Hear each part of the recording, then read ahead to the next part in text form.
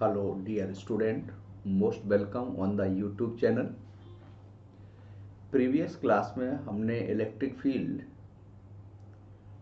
For the continuous system के लिए calculate करके देखा था, जिसमें रिंग पर निकाला था, रॉड पर निकाला था, डिस्क पर निकाला था।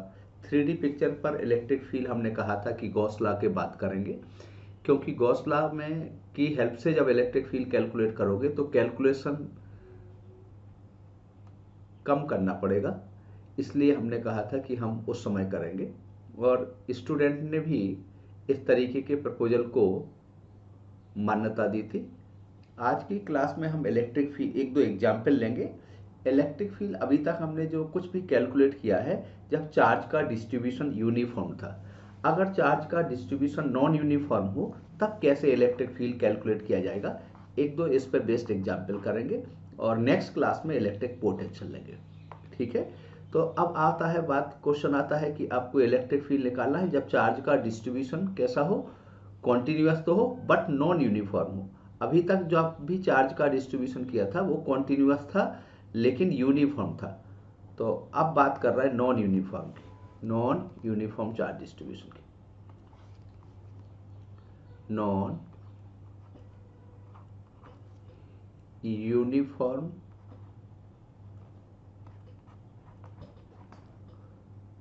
चार्ज डिस्ट्रीब्यूशन की बात कर रहा है। एक दो एग्जाम्पल इस पे ले लें चार्ज डिस्ट्रीब्यूशन पे, और नेक्स्ट क्लास में डिस्कशन करेंगे इलेक्ट्रिक पोटेंशियल पे। ठीक है, तो अगर चार्ज का डिस्ट्रीब्यूशन नॉन यूनिफॉर्म है तब क्या करेंगे।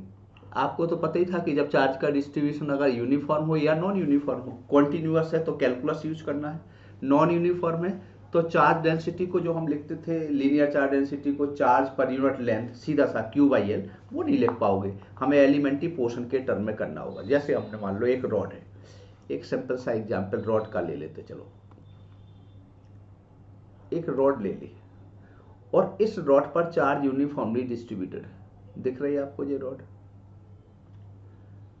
दिख गई होगी, ये रॉड है आपका और इस पर चार्ज यूनिफॉर्मली डिस्ट्रीब्यूटेड है। इसके एक एंड से r डिस्टेंस पर कोई पॉइंट P है और उस पॉइंट P पर इलेक्ट्रिक फील्ड निकालना चाहते हैं। रॉड के एक एंड से ऑब्जर्वेशन पॉइंट तक का डिस्टेंस P है और इस P पॉइंट पर इलेक्ट्रिक फील्ड कैलकुलेट करना चाहते हैं। ये पॉइंट P है, इस पर हम इलेक्ट्रिक फील्ड इंटेंसिटी कैलकुलेट करना चाहते हैं। ठीक है, अब यहां पे हमने कहा कि रॉड पर चार्ज का डिस्ट्रीब्यूशन है पर लीनियरली नहीं, यूनिफॉर्म नहीं है। कैसा है, इस P पॉइंट पर आप इलेक्ट्रिक फील्ड कैलकुलेट करना चाहते हैं और चार्ज का डिस्ट्रीब्यूशन इस रॉड, ये आपका इस रॉड की लेंथ से L है और रॉड के एक एंड से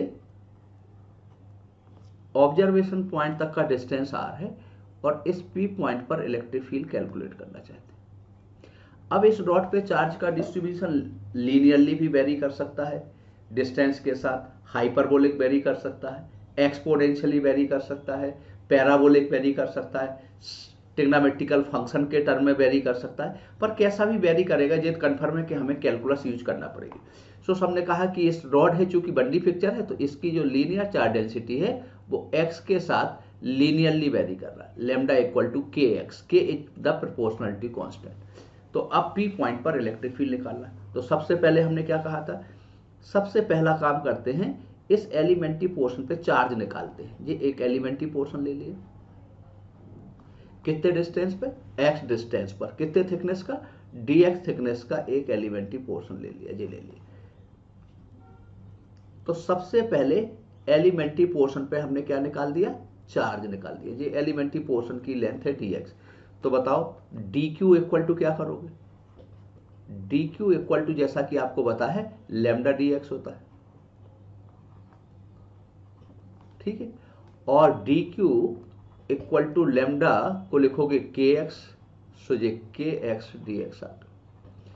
इस एलिमेंट्री पोर्शन की वजह से, इस ये जो एलिमेंट्री पोर्शन हमने यहां लिया है, इस एलिमेंट्री पोर्शन की वजह से P पॉइंट पर इलेक्ट्रिक फील्ड निकाल रहे हैं। Electric field intensity at point P due to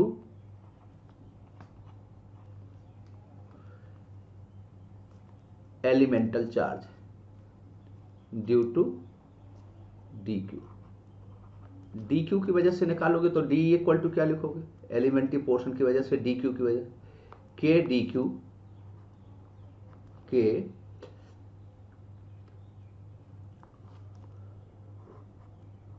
dq over यहां से यहां तक का डिस्टेंस, तो ये डिस्टेंस होगा l minus X plus R, तो r plus l minus X का होल स्क्वायर। कंप्लीट रॉड की वजह से निकालेंगे इलेक्ट्रिक फील्ड इंटेंसिटी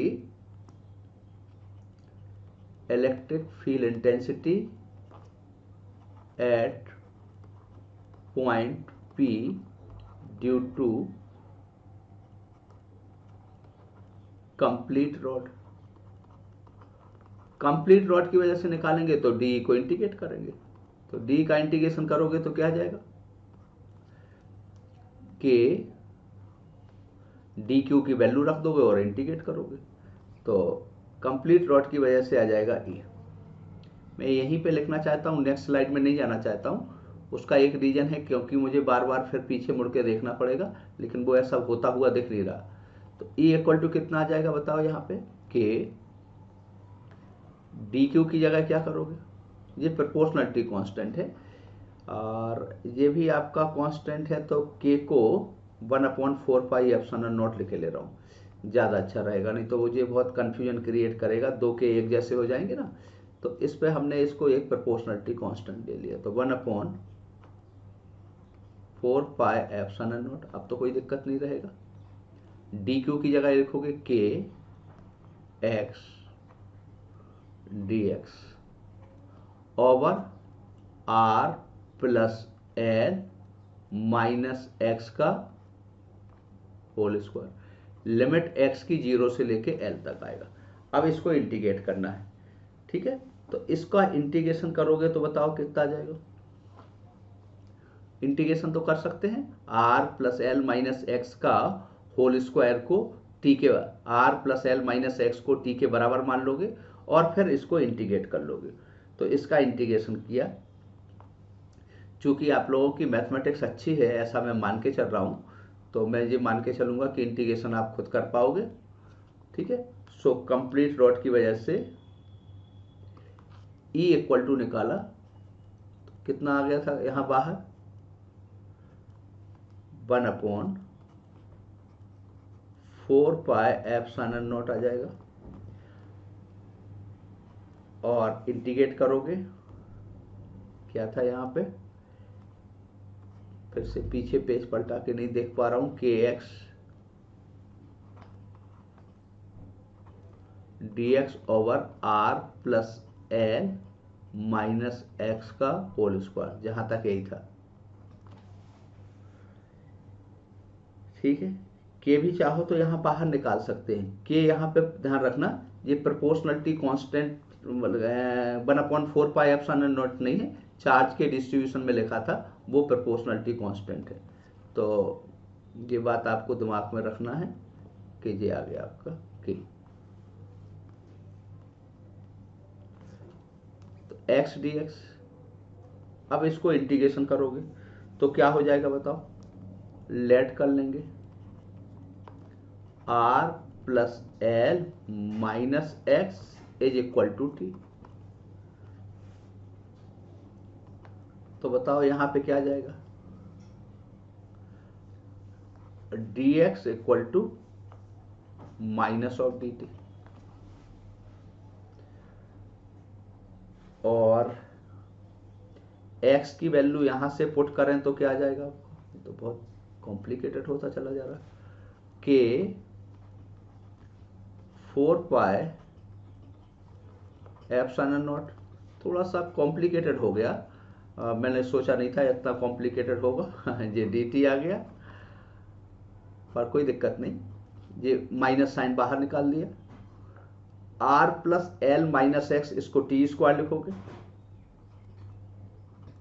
और x की वैल्यू यहां से पुट करोगे तो क्या आ जाएगा, x की वैल्यू पुट करोगे तो t minus R minus L,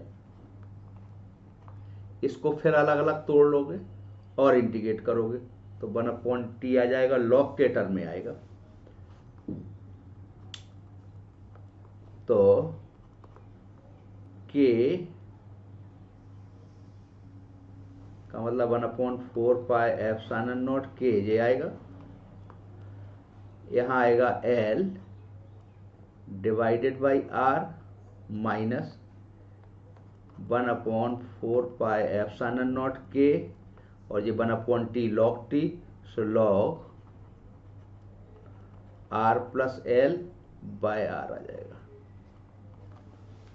clear है, मैंने अलग अलग लिख दिया, आपको आइडिया लग गया होगा, और इंटीग्रेट कर दिया। ठीक है, चलिए, तो ये एक प्रकार का जब चार्ज का डिस्ट्रीब्यूशन नॉन यूनिफॉर्म था तब एक हमने एग्जाम्पल ऐसा लिया। किसी बच्चे को अभी भी इंटीग्रेशन को लेके कहीं अगर डिफिकल्टी आएगी तो वो अपने कमेंट बॉक्स में लिखेगा, फिर मैं इसको और इंटीग्रेट करके दिखाऊंगा। मुझे नहीं लगता कि आना चाहिए, क्योंकि इतनी मैथमेटिक्स आपको आती है। एग्जाम्पल सेकंड ले रहा हूं। अब आपको पता है रिंग हो या डिस्क हो, रिंग हो या रॉड हो, इस पे चार्ज का डिस्ट्रीब्यूशन लेंथ वाइज होगा, और अगर पिक्चर डिस्क वगैरह ले लेंगे तो एरिया वाइज होगा। तो जो हमने रिंग ले ली और इस रिंग पे चार्ज यूनिफॉर्मली डिस्ट्रीब्यूटेड कर दिया, ये रिंग ले ली, इस पे चार्ज का डिस्ट्रीब्यूशन कर दिया। ठीक है, अब इस पे हमने कहा कि जो चार्ज है वो इस तरीके से वेरी कर रहा है। लेमडा इक्वल टू कितना है, linear charge density, lambda equal to में लिखे दे रहा हूं यहां पे लेमडा नॉट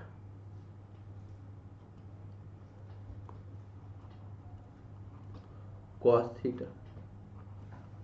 अब तो कंफर्म है कि ये थीटा के साथ वेरी कर रहा, थीटा के साथ वेरी करना मतलब हर क्वाड्रेंट में इसकी वैल्यू कहीं पॉजिटिव होगी कहीं नेगेटिव। आपको पता है फर्स्ट और फोर्थ में पॉजिटिव होगा, सेकंड और थर्ड में ये नेगेटिव होगा। ये तो आइडिया लग गया होगा। और मैग्नीट्यूड भी आपका थीटा के साथ बदलता जाएगा, यानी मैग्नीट्यूड भी बदलेगा और साइन भी बदलेगा। इसका मतलब यहाँ चार्ज का डिस्ट्रीब्यूशन नॉन यूनिफॉर्म हो गया। ये तो क्लियर हो गया यहाँ तक। अभी हम ट्रिग्नोमेट्री पढ़ा भी रहे तो उसमें भी आपने देखा होगा कि किस क्वाड्रेंट में कौन सा टर्म पॉजिटिव होगा। अगर 11th का बच्चा भी क्लास में बैठा होगा तो वो भी समझ पाएगा। ठीक है, और 12th वाला तो खैर उसको तो कोई दिक्कत ही नहीं आएगी। तो ये ले लिया हमने, ये एक एलिमेंट्री पोर्शन ले लिया, कितना, एक छोटा सा एलिमेंट्री पोर्शन ले लिया, सेजे ले लिया। यहां पर थीटा एंगल पे डी थीटा का कोई एलिमेंट्री पोर्शन ले लिया। अब बताओ यहां पे जो चार्ज का डिस्ट्रीब्यूशन होगा वो प्लस होगा,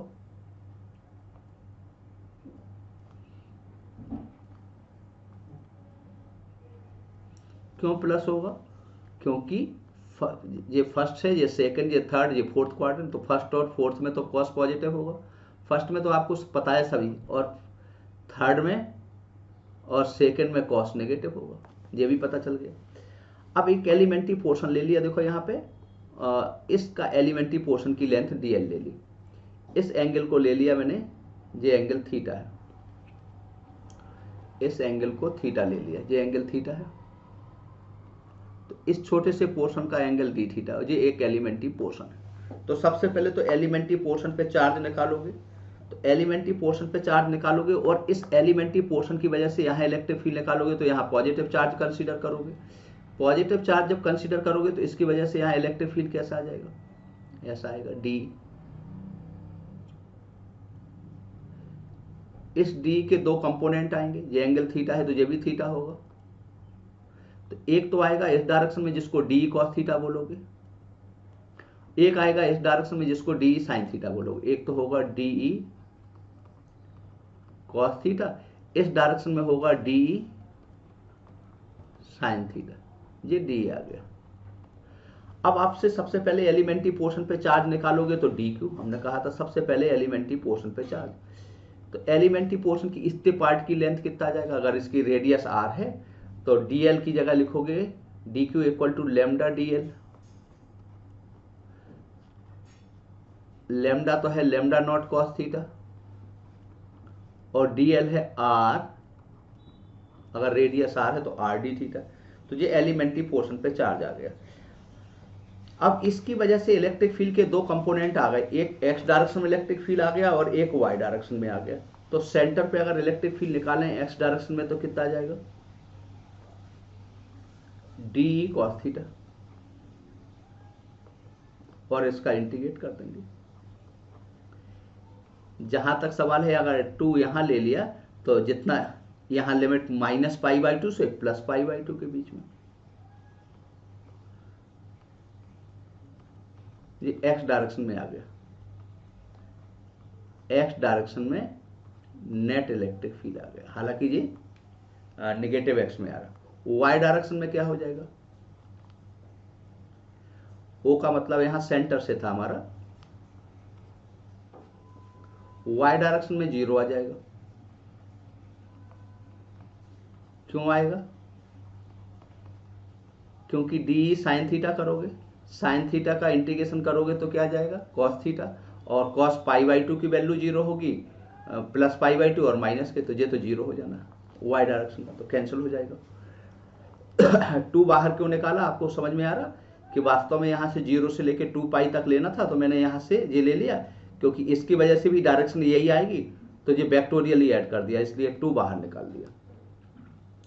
तो सेंटर पे जो नेट इलेक्ट्रिक फील्ड आ गया, सेंटर पे नेट इलेक्ट्रिक फील्ड सेंटर पे वो आ गया 2d cos थीटा। 2d की वैल्यू कितनी है, d की वैल्यू k dq, dq की जगह क्या लिखोगे, lambda naught cos theta r d theta. तो k dq/r², और एक cos थीटा और था तो ये cos² थीटा हो गया। नेक्स्ट पेज पे जाना पड़ेगा, ठीक है। अब इसको इंटीग्रेट करोगे तो 2 बाहर, क्या क्या बाहर आ गया, 2 बाहर आ गया, k बाहर आ गया, लैम्डा नॉट बाहर आ गया, r बाहर आ गया। तो कुछ टर्म बाहर आ गए, वो चेक कर लें क्या क्या टर्म बाहर। इसको जब इंटीग्रेट करोगे तो कुछ टर्म यहां पे इंटीग्रेशन के बाहर आ गए। क्या क्या बाहर आ गया था, ई निकाला था तो 2 बाहर आ गया था,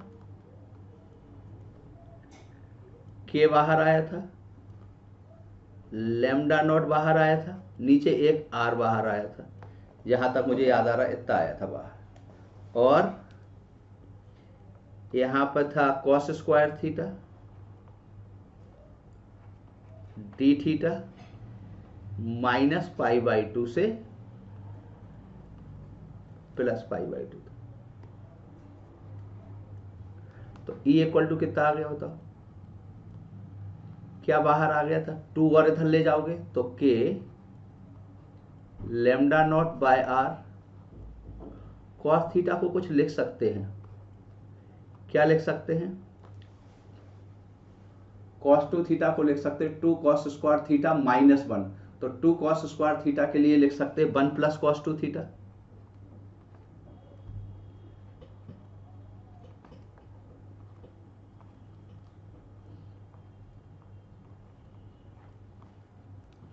-π/2 से +π/2 तक। अब इसको इंटीग्रेट करोगे, k lambda not by r बाहर आएगा, आपको पता हो गया। इसका इंटीग्रेशन करोगे 1 का तो थीटा आ जाएगा, और इसका करोगे तो sin 2 θ/2 आ जाएगा, लिमिट -π/2 से +π/2। नेक्स्ट स्लाइड में जाना पड़ेगा। तो बताओ कितना आ गया, E equal to k lambda not r। अब यहाँ थीटा की वैल्यू -π/2 किया था, तो π/2 माइनस माइनस करेंगे तो पाई आ जाएगा,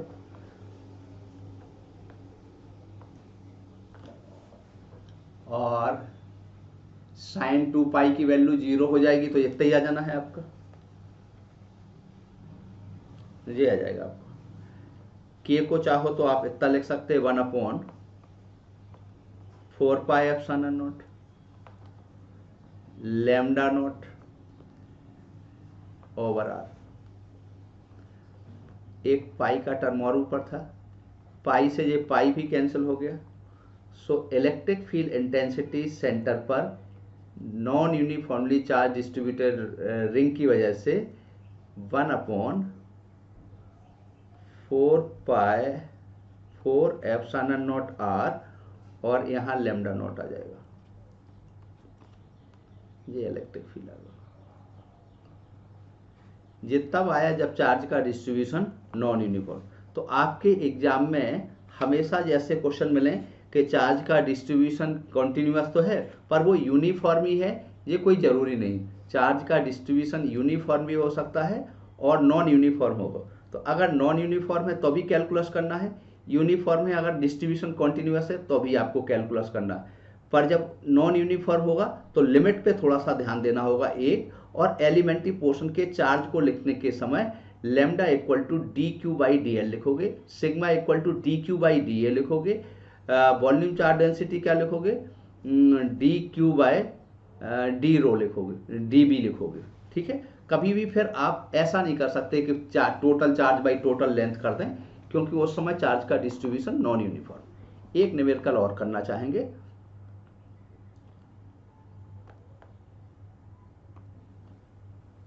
एक रिंग का क्वेश्चन ले लेते हैं।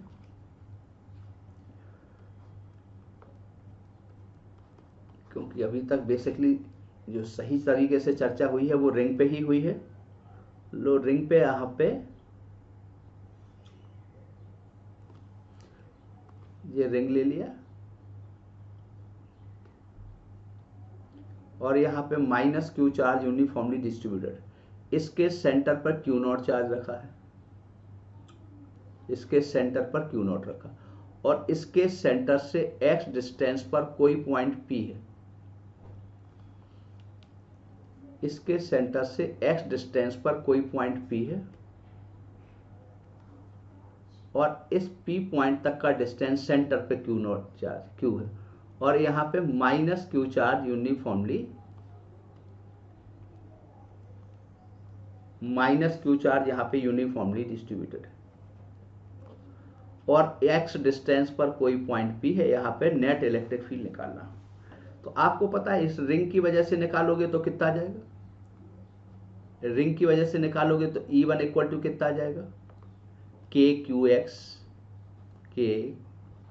Q X over R square plus X square की पावर 3/2। अब चूंकि यहाँ माइनस साइन है, इसका मतलब डायरेक्शन टूवर्ड सेंटर होगी। डायरेक्शन क्या होगी, टूवर्ड सेंटर। अगर सेंटर को O कह दें तो डायरेक्शन होगी अलोंग PO।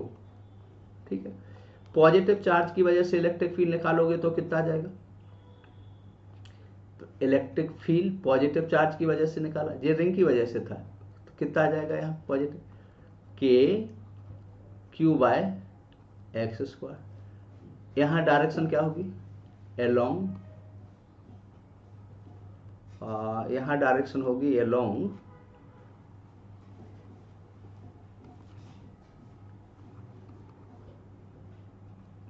OP, दोनों एंटी पैरेलल हैं।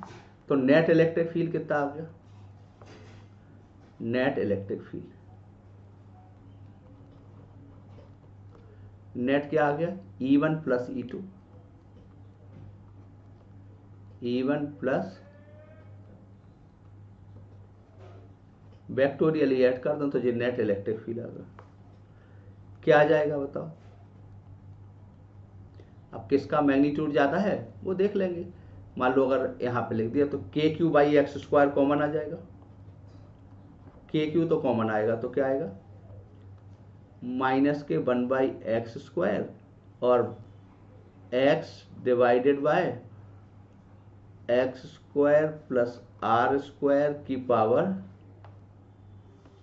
3/2। इसको इंटीग्रेट कर लोगे, सॉरी इसको बाइनोमियल एक्सपेंशन कर लोगे क्योंकि x r के रेस्पेक्ट में बहुत ज़्यादा है, और इसका बाइनोमियल करोगे तो बाइनोमियल करें तो क्या आ जाएगा, अगर x r से ज़्यादा है ई इक्वल टू आ जाएगा सॉल्व करने पर 3k/r²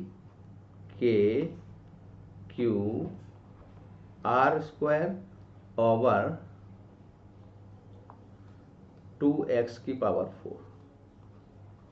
बाइनोमियल में इसलिए नहीं एक्सप्लेन कर रहा हूं कि बाइनोमियल जैसी छोटी चीजें, चूंकि पास आउट 12th का स्टडीइंग बच्चा है तो उसने बाइनोमियल वगैरह ये सब कुछ 11th में पढ़ रखा है, तो उस पर मैं ज़्यादा चर्चा करना नहीं चाहता हूँ।